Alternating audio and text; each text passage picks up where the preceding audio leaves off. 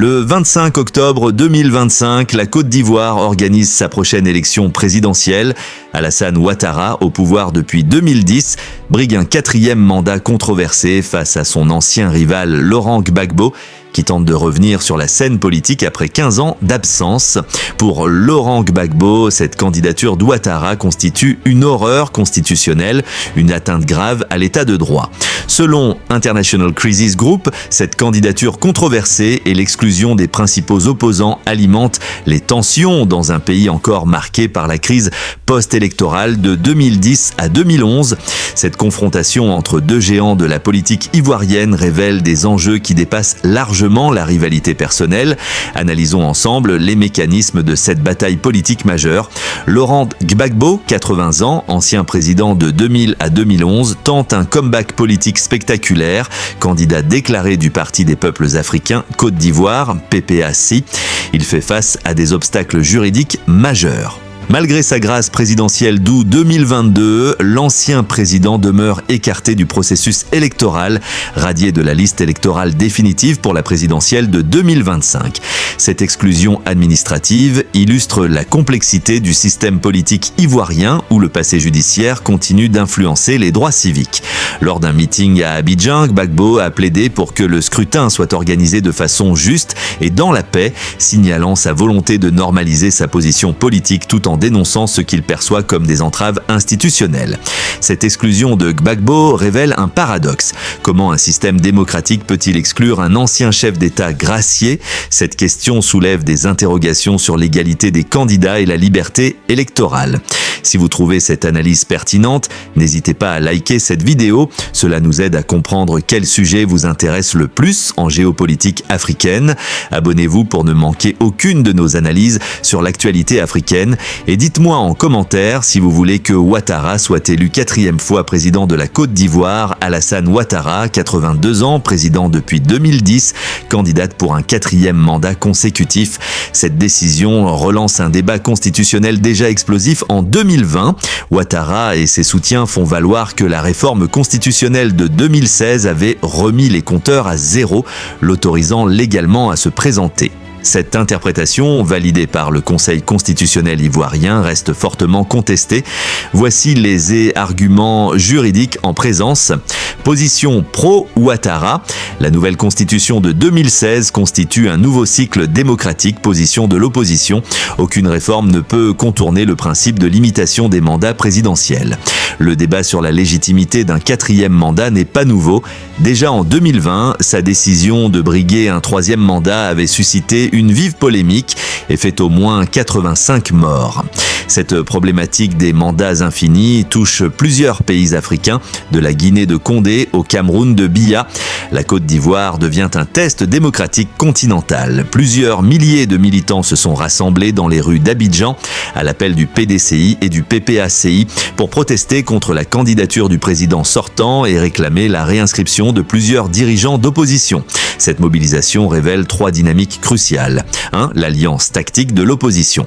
Les partis traditionnellement rivaux s'unissent face à Ouattara, créant un front commun inédit. Cette convergence stratégique modifie l'équilibre politique ivoirien. 2. La question de légitimité populaire.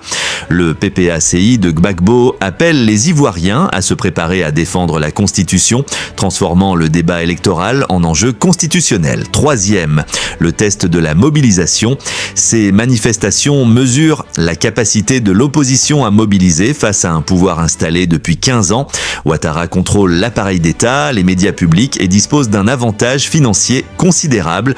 L'opposition mise sur la légitimité constitutionnelle et la lassitude démocratique. Cette analyse vous éclaire-t-elle sur les enjeux ? Partagez vos réflexions en commentaire. Votre point de vue enrichit toujours le débat géopolitique. Selon l'Africa Center, les élections ivoiriennes s'annoncent parmi les plus transparentes et les plus conséquentielles pour le continent en 2025. Mais pourquoi cette élection dépasse-t-elle les frontières ivoiriennes? Première stabilité régionale, la Côte d'Ivoire, première économie de l'UEMOA, influence directement l'équilibre de l'Afrique de l'Ouest. Une crise politique aurait des répercussions sur le Mali, le Burkina Faso et la Guinée déjà fragilisés. Deuxième, enjeux économiques, premier producteur mondial de cacao, la Côte d'Ivoire pèse sur les marchés internationaux. L'instabilité politique pourrait affecter les chaînes d'approvisionnement mondiales.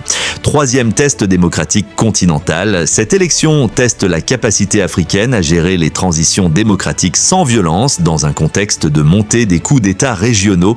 Le PIB ivoirien représente 40% de l'UEMOA. Une crise politique déstabiliserait 180 millions de citoyens de la zone franc CFA. 3 scénarios se dessinent pour octobre 2025. Scénario 1, maintien du statu quo, probabilité 60%.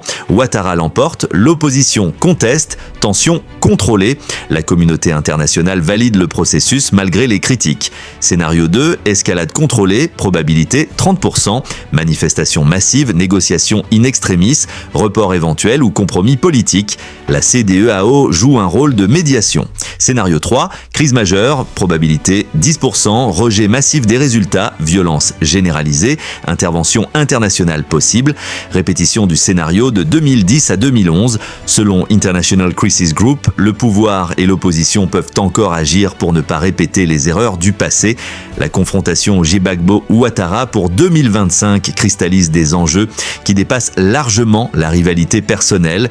Elle questionne la maturité démocratique ivoirienne, la gestion des transitions politiques africaines et l'équilibre géostratégique régional. La Côte d'Ivoire peut-elle éviter une nouvelle crise post-électorale? Les institutions ivoiriennes résisteront-elles aux tensions? Quelle sera la position de la France et de l'Union européenne? Cette élection teste la capacité africaine à gérer démocratiquement l'alternance politique. Son issue influencera durablement l'avenir politique du continent. Si cette analyse géopolitique vous a intéressé, abonnez-vous pour ne manquer aucune de nos analyses sur l'actualité africaine et surtout partagez cette vidéo. Comprendre ses enjeux, c'est mieux saisir les transformations politiques de l'Afrique contemporaine. Cette vidéo ne constitue pas une prise de position, mais une analyse basée sur des faits disponibles au moment de sa publication. Les éléments présentés proviennent de sources journalistiques et d'organisations internationales reconnues dans le respect de la neutralité analytique.